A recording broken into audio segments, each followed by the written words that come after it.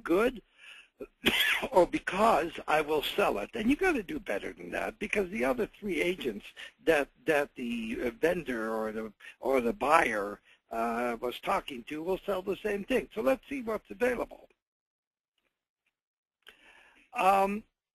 If you have the figures properly and you're prepared, you can say, work with me because I've sold more than $11 million worth of real estate in the last 12 months or whatever it is. That puts me in the top 1%, and that's not counting this home when you give me the listing. Now, the $11 million may sound like a lot, and we'll shortly see that it doesn't have to be 11. If you do 5 million, you're also pretty good. Or you can say, this is even better. Work with me because I've outsold 92.35% of all real estate professionals in Ventura County, which we're going to be using today, by units sold. And you know that success breeds success. People like to associate with a winner. So let's see how that works.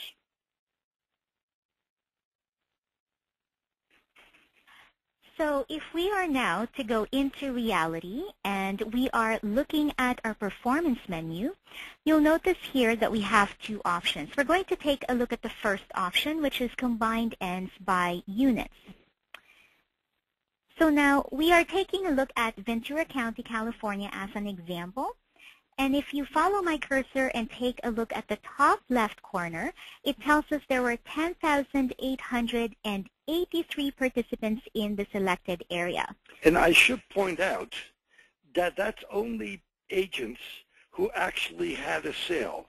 Many MLSs have many more registered who didn't do a sale at all. So what we're looking at here are 10,883 agents who had at least one transaction over 12 months. How do we know that's the last 12 months? If you follow my cursor at the top right corner, it tells us the span is 12 months. Notice that the chart you see in front of you will change according to the span you specify. So if I wanted to just look at those that participated over the last month, I would simply select last month in the span, and you'll notice it dropped down. So from 10,000 participants over 12 months, it now only shows us 2,356 agents that had at least one transaction over the last month. So if we take a look at the chart itself, okay, and let's go back to 12 months again, you'll notice it again updates back to 10,883 agents. So now let's take a look at the numbers that we see here in our screen. The first column tells us the number of ends that the agent had done. And mind you, when we say end, we mean transaction. For every home that's sold, there are two ends or two transactions involved, the buyer and the seller. So if we take a look at the first row, it tells us number of ends 1. And it tells us there were 4,710 agents that only did one end, one side of a home, either a buying side or a selling side. So here, if we take a look at row number 2, there's another 1,901 agents that only did two ends. If we were to combine these two, okay, we'd come up to 60% of those 10,000 agents, can you believe that, did only two ends or less. So more than half of those 10,000 agents didn't do well over the last 12 months. So if you even did 5 transactions, 3 listing ends and 2 selling ends, or could be whichever, then 81% of all agents would not have achieved your level. Or you could say you're in the top 18%. So this makes it pretty clear how easy it is to rank well. Okay. Now in Ventura, we've enlarged this so that you can see it a little bit better. If you did 9 ends out of the 10,883 participants, you'd be in the top 8.8% of all agents. And a better way of saying that is that 91% of all agents did not do what I did, so list your home with me because I'm more qualified than 91%. Let's go to a different thing. If you want to look at it even better, we can do the same thing by the volume or the value they did. And I want to stress here, this is the total sales that you will see of a real estate person. So in performance, we're going to go by dollars. And here's a list. So we see agents who did $300,000 or less in sales represented 39% of all agents. And if we go to $1 million, and if we say that an agent made 2.5% commission, that would be $25,000 of earnings, but that we still have to deduct from it commissions, brokerage. So most of these people did not make enough money to eat breakfast every day. Let's see how that works. So it's not difficult to look good in real estate, and that's the bottom line. Let the numbers do the talking with this menu item that shows prospective clients why you are better than most real estate professionals out there. And you'll notice that 75% of your competitors did $1 million or less. If you did $10 million, you'd be in the top 2.7. If you did 5, you'd be in the top 5. If you did even $2 million, you'd be in the top 15%. So by having that in your arsenal and knowing exactly how things, where you stand, I think you'll get more listings. And at the end of the this, I will stay on for 10, 15 minutes, and you can ask any question that you may have on these things. I'd like to now go to turnover. A lot of us send mail, and obviously we want to send mail to the places where it counts well. One of the things you want to look for is if it's a brand new street, a brand new subdivision, then you want to get a listing. I don't know if it's such a good idea to send it there because they just moved in. Why would they move out? So turnover function helps you target these easier pickings in the highest turnover streets, where to send mail and when it does the most good. About 3 years ago, I did a survey of people who were using this, and the net saving that we came to was about $2,180 that people were eliminating, and their thought was, it's better if I send out 10,000 cards. It's better to send out 2,000 cards 5 times than once to everybody.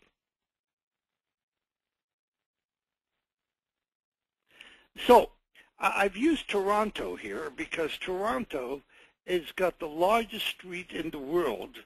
It's called Yonge Street, and apparently it's about 1,500 miles long. Goes from Toronto right down to the end of northern Ontario. And later, then we will cover how we cope with this. Okay, so what we're going to do now is we're going to switch back to our program, and we're going to take a look at Toronto. So currently we're still in Ventura County. So we are now going to switch to Toronto. Okay, so just to show you a different database. So we were looking at turnover, and Mr. D'Antona was showing us the highest turnover streets for Toronto. So if we were to look at the chart that you see in front of you, here's Yonge Street, and what we're looking at are the highest turnover streets for the entire Toronto MLS. So you'll notice at the top right corner, it's telling us there are 24,219 streets, all of them in the entire Toronto MLS. So if you are interested, let's say, in looking at highest turnover streets within a specific city, whether it's a specific postal code, district, county, neighborhood, we strictly advise that you use your filters. So if we were to, let's say, go into filter, and let's try to filter this by city as an example. Okay, so now we are going into cities, and we're going to pick the city of Ajax here. So I'm going to click and add that to the search. And you can pick any city or any criteria or any filter in your sphere of influence.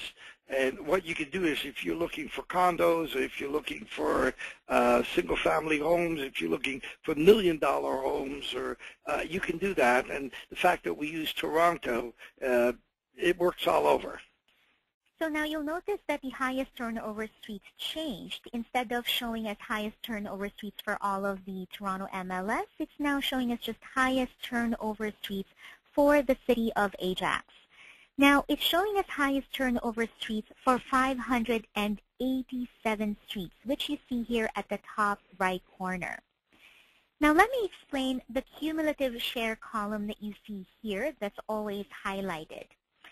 So it's telling us currently, again, that there are 587 streets in all of Ajax, which would be very hard for you to cover. So if you, let's say, call just the first 11 streets, or let's say you were to send mail within the first 11, it's telling us that we would be covering the top 10% of those 587 streets. So if you were just to cover Falby Court all the way down until Lake Driveway. Now, you're not limited to just filtering by city. So if I wanted to, let's say, see highest turnover streets for detached homes in Ajax, I would simply filter it by, let's say, type. And then I would select, if you just wanted to strictly do condos, you can do condos. In this example, I'm going to simply select detached, add that to the search. And now you'll notice the highest turnover streets changed again. So now it's telling us there are 472 streets in the city of Ajax where we will find detached homes. So again, if we were to cover or call, let's say, just the first 11 streets, we would be covering the top 10% of all those 472 streets. If, let's say, you were to click on a specific street, let's take a look at Williamson Drive, for example, it will give you the units that actually sold on that street, so we can see all of them are detached homes, and it will give you more details. So what was the asking price, days on market, what did it sell for, so what was the sold price, and what was the sold to ask ratio. So just a quick reminder on sold to ask ratio. If the home was listed for 100% and sold for 95, if the home was listed for 100,000 and sold for 95,000, then your sold to ask ratio would be 95%. So just to show you, we're going to go back to our presentation, and I just wanted to show you some more examples of how you can use filters in conjunction with your highest turnover street function. So again, looking at a small sample in Toronto, so these are the 20 highest turnover streets in all of Toronto. If I wanted to, I can use filters to just view semi-detached homes in the city of Toronto. So you'll notice the streets would change. Okay, another idea, if you, let's say, would like to focus on million-dollar homes, I could filter it. So if I wanted to, I can look at highest turnover streets, okay, where there are over $1 million sold in the city of Toronto. So that's the value of the home. Another example, I could also choose to look at condos in the city of Toronto. So these are the highest turnover streets. Mr. Nainkona mentioned earlier Yonge Street, which stands, it's the longest street in the world. It happens to span multiple cities, multiple postal codes, and that's not limited to Toronto. In your area, you might have longer streets than shorter ones. Exactly. So if that was the case and you wanted to divide that up further, just to show you in your turnover menu, you can do this by city and street, by district and street. I'm going to use postal code and street. So this gives me the postal code. or what you call zip code, or maybe we'll go to Ventura for this. Okay. Or we can take a look at, let's say, Ventura County. And so here we have postal codes by number. So Village has got 131 streets. So when we click over here, you will see the postal codes going down, if you follow. So therefore, you can break up streets if they're very long by other criteria. So going back to our presentation over here, so just wanted to show you the other options in the turnover menu. So here is an example that I took from our Seattle database. So if I wanted to, let's say, look at the community of Olympia in Seattle, for those who are currently located there, you'll notice it gives us highest turnover streets for that community only. You could also do school districts. So this is more popular for our subscribers in the United States. This is a common item for filtering when it comes to certain areas. So this is, again, a school district of Kent in Seattle, highest turnover streets. And if you wanted to, let's say, look for highest turnover streets for 3-bedroom, 2-bathroom homes, so you'll notice here this is a combination of several filters. So I told the database to look for 3-bedroom, 2-bathroom homes in the Snohomish County in Seattle, Washington. And it gives me the highest turnover streets with regards to the filters I specified. So at this point, we welcome your questions. So we've included instructions. All of you will have a GoToWebinar panel at the top right corner of your screen. So to ask a question, please raise your hand on your GoToWebinar panel. So you'll see an icon that looks like this. Okay, so simply raise your hand and I will give each one of you the opportunity to ask a question. Okay. So who do we start with? With Vic? Why? Okay. So don't be shy if anyone has any questions. Okay, we'll entertain Thomas Park's question first. Thomas, can you go ahead and ask your question? It's not actually unrelated to what we learned today, but the previous seminar. Yes. The market trends, actually the graphs, and it says Craig Proctor's logo on the back of the graph. Is that required? Is that something No, that's it's not. It just send us, if you're with RE/MAX or if you don't want anything to show, fine. We carry the major brands as a background, and if you want none, just send us an email. We'll do that accordingly. Okay, perfect. Thank you. Okay. So now we'll give Mr. Eugene Bellew a chance to ask his question. Go ahead, Eugene. Hello. Hi. Can you hear me? Yes. Perfectly.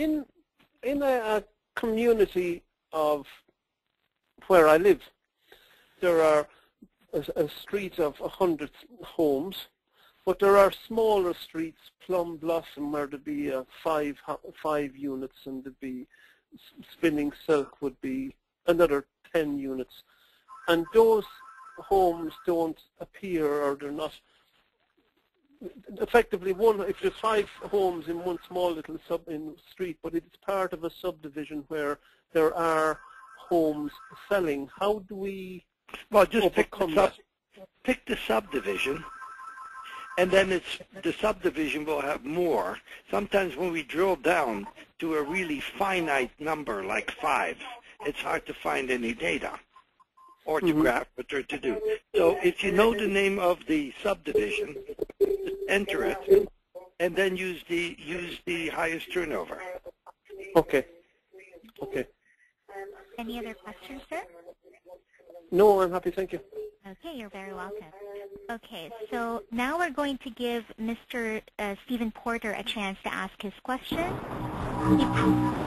Can you hear us? No, I can hear you. Can you hear me fine? Yes, we can. Excellent. I just have a question. You talk about narrowing your list down by postal code and so forth, FSA. can you suggest a way to maybe accumulate certain streets or certain postal codes so you'd be able to put it into a postal walk rather than the postal walk? It's right. If you're in Canada, right, then it's really simple to do, and our American friends unfortunately can't do that. So let's go to Toronto. If you go to, let's clear this, and in turnover,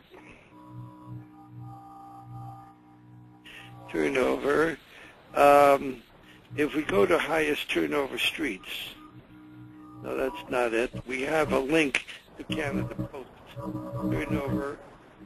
Somebody's got some music on here. Okay, I think, Stephen, do you have us on speaker by any chance? I've got you on a headset. I don't have you on speaker. Okay, it might be the headset that's causing the interference. So if we go to FSA here, Let me see that. Okay. and you click on Help, and then you see our link for Canada Post, follow this link through, and it'll give you a pretty darn good postal walk. Canada Post updates this regularly. Letter carrier walk will be available January 11th. They have them now, but they update them. Okay? Okay. Anybody else?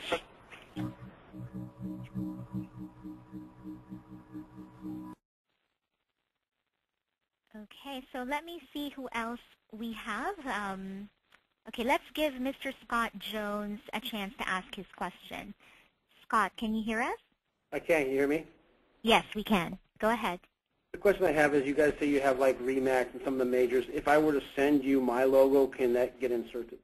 That gets pretty expensive. I mean, because it's got to be incorporated. It's about $250 to do a private logo, and before we even thought about that, not all logos lend themselves because you got to really fade them out so they don't dominate the graphs. Okay. That you can still see them. What is the name of your company?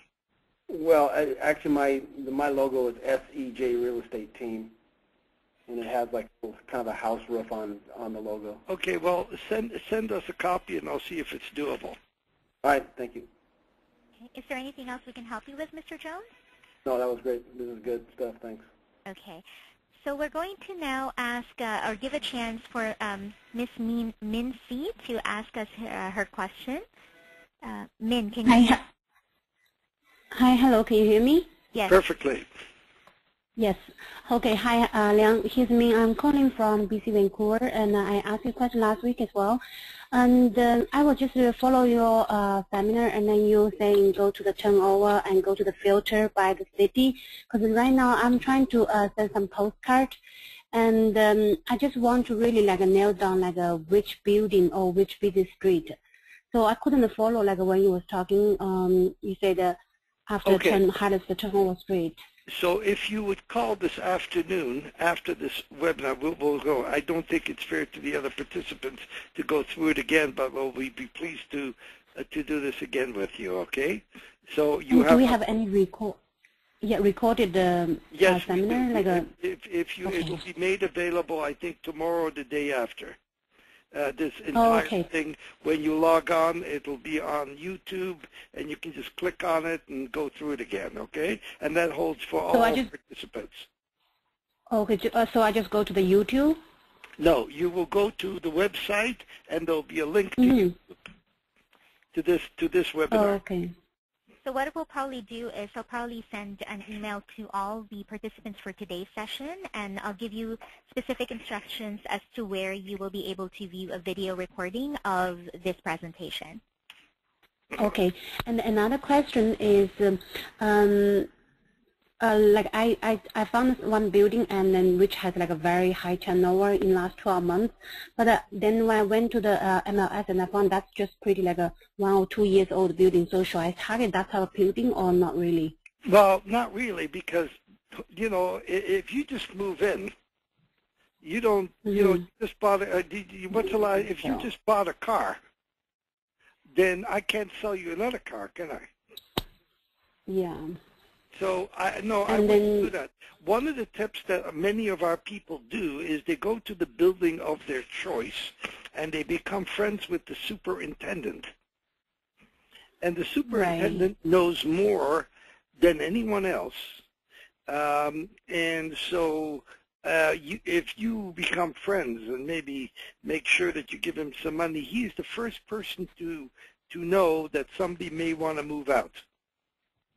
Okay, okay. And then to find that, just by calling their strata company, and then you want to make appointment to meet with them? I'm sorry? So in order to get into that building, so how are you going to get into the building? Like, because the building is locked. Who's your coach? Rick. Okay, so you should ask Vic that question because I'm not your Craig Proctor coach. I'm the Craig Proctor statistician. Okay. Okay. All right. Thank you. Is there anyone else? I should just end this by saying that the highest turnover, properly done, should make you at least 2 or 3 homes extra sold a year. And it is by far one of the most useful things. I mean, you people have an abridged version, and Craig and I sat here, and we normally would not have included the highest turnover, but because you're Craig Proctor, you get that, and I believe used properly, it should greatly add to your income. And I'd like to take this opportunity to wish everybody a very healthy and happy holiday season, and we will have more of these fairly soon. Okay, thank you. So we'd like to thank everyone who participated for our webinar today, and you will again see some invitations coming your way from us for any future webinars that we will be holding in the new year. If you have any more questions after the session, please feel free to send an email to Karen@realestatestatistics.com. And we welcome any feedback that you can provide as well. Once again, we wish everyone a happy and healthy holiday season, and we'll speak to you again in the new year. Thank you. Bye-bye.